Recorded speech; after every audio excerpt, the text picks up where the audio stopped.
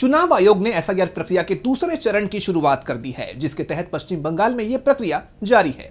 लेकिन पश्चिम बंगाल में एसआईआर को लेकर बवाल मचा हुआ है। एक तरफ जहां सत्तारूढ़ टीएमसी ने चुनाव आयोग के खिलाफ मोर्चा खोला हुआ है, तो वहीं दूसरी तरफ एसआईआर के कामकाज को लेकर बढ़ते दबाव के चलते बीएलओस की खुद की जान लेने के मामले बढ़ते ही जा रहे हैं, जिसके चलते सीएम ममता बनर्जी ने अपने हमले तेज कर दिए हैं।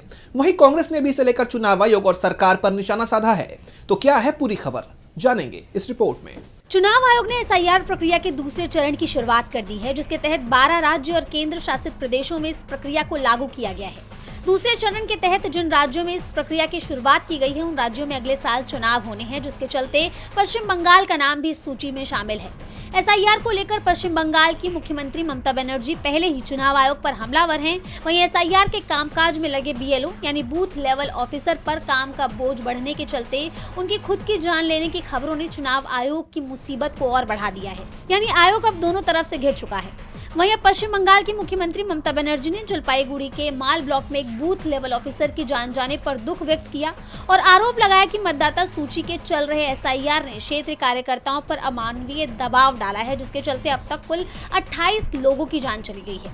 मुख्यमंत्री ने दावा किया कि एक आंगनवाड़ी कार्यकर्ता जो बीएलओ के रूप में काम कर रही थी, उसने भारत के चुनाव आयोग की तरफ से किए जा रहे पुनरीक्षण कार्य के असहनीय दबाव के कारण खुद की जान ले ली। उन्होंने एक्स पर किए हुए पोस्ट में लिखा, गहरा सदमा और दुख हुआ। आज फिर हमने जलपाईगुड़ी के माल ब्लॉक में एक बूथ लेवल अधिकारी को खो दिया, एक आंगनवाड़ी कार्यकर्ता जिसने चल रहे एसआईआर कार्य के असहनीय दबाव में अपनी जान ले ली।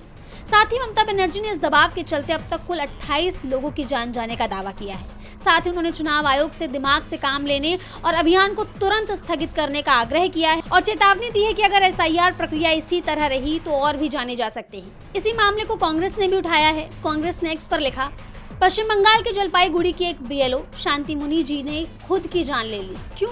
क्योंकि एसआईआर प्रक्रिया पूरी करने के लिए असंभव समय सीमा और असहनीय दबाव के साथ उनकी सीमाओं से परे धकेला गया था। और ये कोई अकेला मामला नहीं है। पार्टी ने आगे दावा किया कि राजस्थान, मध्य प्रदेश और केरल में भी बीएलओ ने कदम उठाया है। कांग्रेस ने पोस्ट में आगे लिखा कि एसआईआर प्रक्रिया का दबाव लोगों को उनके टूटने की कगार पर ला खड़ा कर रहा है। ऊपर से इतनी हताशा क्यों? क्योंकि एसआईआर वोट चोरी का एक हथियार बन गया है। नरेंद्र मोदी और चुनाव आयोग ने इस प्रक्रिया को लोकतंत्र की रक्षा के लिए नहीं, बल्कि मतदाता सूची में हेराफेरी करने की होड़ में बदल दिया है।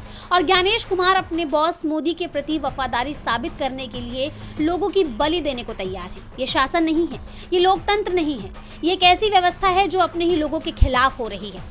जिस तरह कांग्रेस और ममता बनर्जी चुनाव आयोग पर हमलावर हैं, उससे साफ है कि पश्चिम बंगाल में एसआईआर प्रक्रिया को पूरा करना चुनाव आयोग के लिए आसान नहीं है। डीबी लाइव की रिपोर्ट।